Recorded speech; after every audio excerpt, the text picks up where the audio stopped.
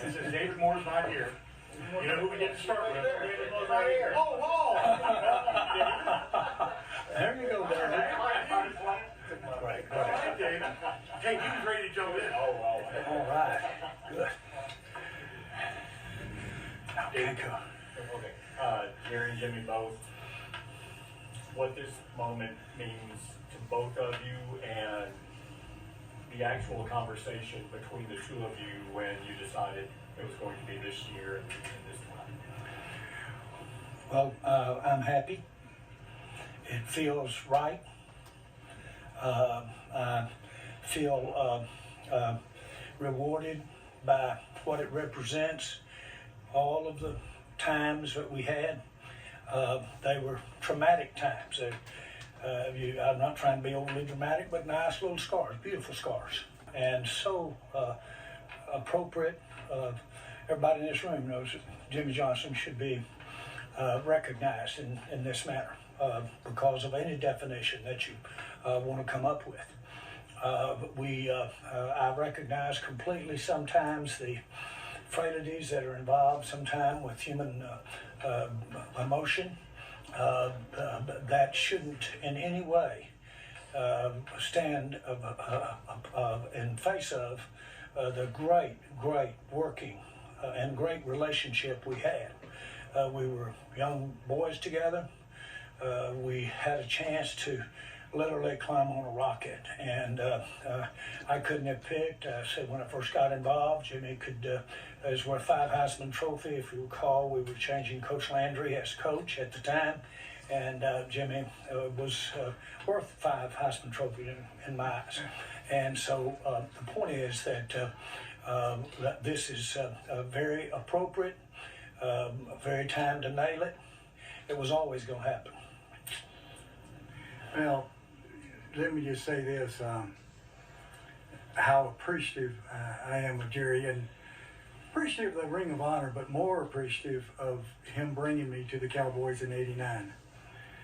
The two of us were working around the clock together, and people don't realize, the relationship. Back then, Jerry and I talked every day. Every single day, I would be in his office.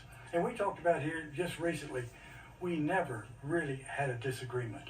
And that's surprising to a lot of people. Yeah. But we were always on the same page. And then probably some of the tension happened there toward the end of my career as far as with the Cowboys. And when we were so busy going different directions, we didn't talk as much. But my feeling for Jerry has never changed. And this may be strange. I love the guy. He is a big part, maybe the biggest part of my entire career, and I'm very appreciative of that. I couldn't have had my frailties as to this issue if Jimmy didn't mean so much to me.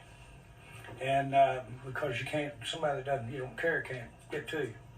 So it meant a lot. Like I said, those are frankly, I think we were about 50 puppies. Most you guys in here just puppies. Had I had the maturity that I stand here with today, we might have rolled on past some of this stuff. But seriously, it was the thing I want to emphasize is how absolutely wonderful, and for a lot of things, how it made a difference in something that we both love, and that is sports and football. Jimmy, from the first time I ever met him, made me smile and brought some energy to me. First time I ever met him was when he walked in as a freshman. And so it was a natural. There was never any hesitation when I bought the team. Never any hesitation. He left. He didn't even sign a contract. Right. Didn't have a contract for months, without exaggeration. And when we did it, the Cowboys paper was not good at that time. It wasn't. And so I grabbed it and I said, look, I'm going to just tell you it's not worth the paper it's written on, so I'll personally guarantee that, because I do want you to have what you got coming, whether this thing has problems or not. But the point is, that was the spirit of it, and really that's the story. I believed in Jerry enough to say, hey, you know, he said, well, how much do I need to pay you? I said, here's what I'm making at University of Miami. I'll just come for the same amount of money, just I don't want to cut and pay. And Jerry said, we'll take care of you, which he took care of me. But, you know, people don't realize, you know, because that was a long time ago. The Cowboys are coming off 3 losing seasons, and the worst team in the league at 3-13. Now, we didn't help them any by going 1-15 the next year, but they're at the bottom of the league, and within 3 years we won back-to-back Super Bowls. But that was Jerry and myself, the energy that the two of us had, and coaches and players. A lot of people are involved in that, being able to turn the team around the way we did. Yeah. And we never made a decision. I didn't. The best way I can describe this is Jimmy might allude to the fact that I had the money on the table. And I would say, you've put everything you're about. You've emptied your complete bucket, your entire career, just like I have. So we're here even Stephen. We both emptied our buckets here to make this thing go. And if we mess it up, then it's going to be the same consequences for both of us. But we got in there, and like I said, real good lesson. You can't get that uptight unless you care enough. If you don't care, then you can let them go on to the next deal. But when you care, then it stays tight. I'm glad you're in. Yeah. Thank you. Thank you. Clarence, before we start telling her, we've been doing this mating dance, you know, since we got the ring water, so to speak. You said it was always going to happen. Why now? What has transpired? You guys met before the Chargers game. Why now? Well, first of all, I really thought it was time, and I wanted to do it this year. As you know, we don't have a set time frame of when to do the Ring of Honor thing. And so, frankly, it just felt right. Certainly, there was some a little awkwardness that was happening for not doing it that I guess I anticipated, but I really didn't anticipate it, and so I wouldn't have wanted that to linger any longer at all. About we have a deal in the Hall of Fame that even though somebody tries to get in, maybe is nominated 15 times, boy, when you're in, you're in. You've always been in. Okay, it was just a question of when. Well, you know, I think one reason for this year is I'm alive. You know, because he's always told me I was going in. At Carolina, you could have done it, you know, this is back in Dallas. Why at Carolina? Was it logistics? Or what made it right to do it at Carolina? Well, I can speak for me. Jimmy can speak. Jimmy enjoys one of the most unique relationships of 30-something years with his team at Fox that there is. And we didn't have another Fox game there. And then we have Aikman coming up on Saturday.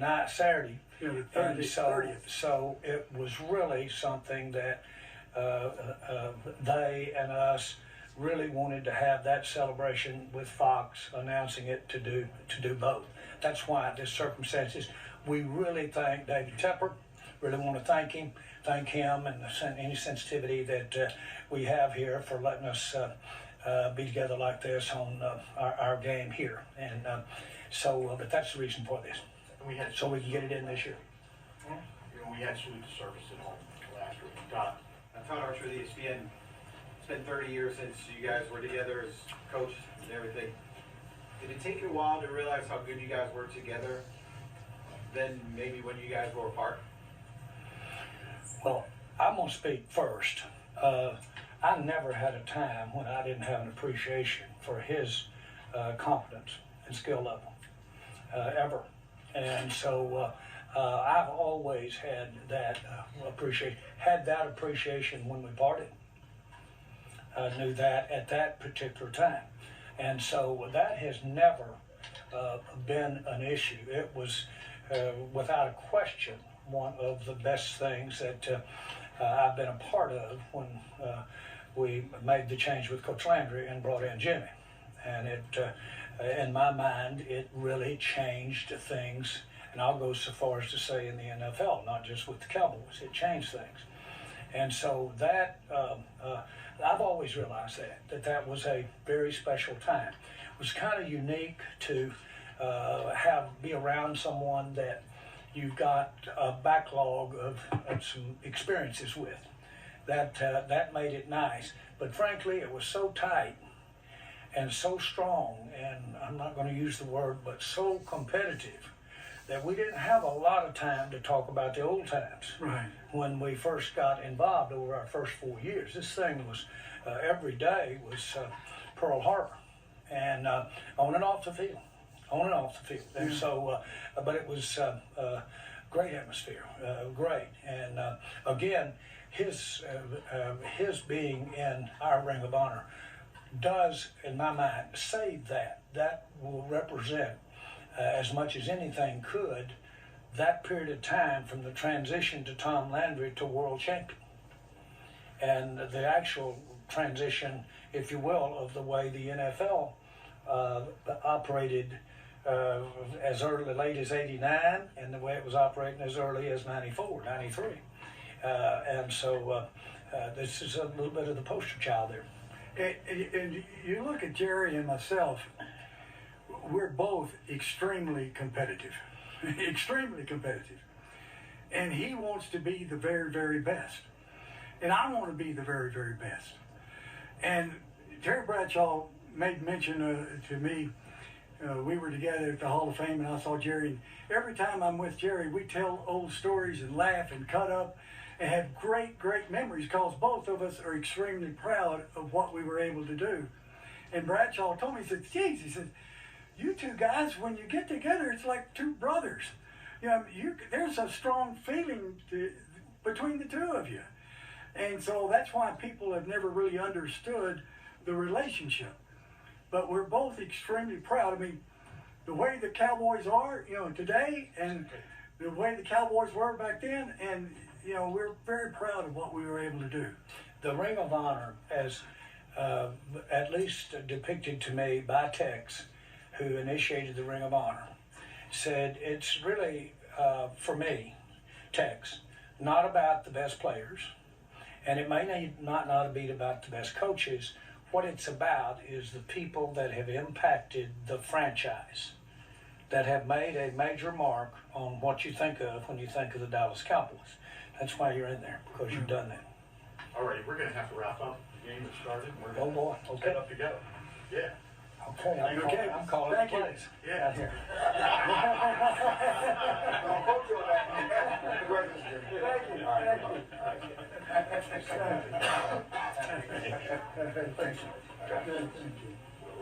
All right, thank you.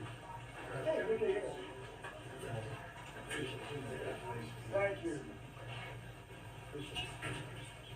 That's all okay.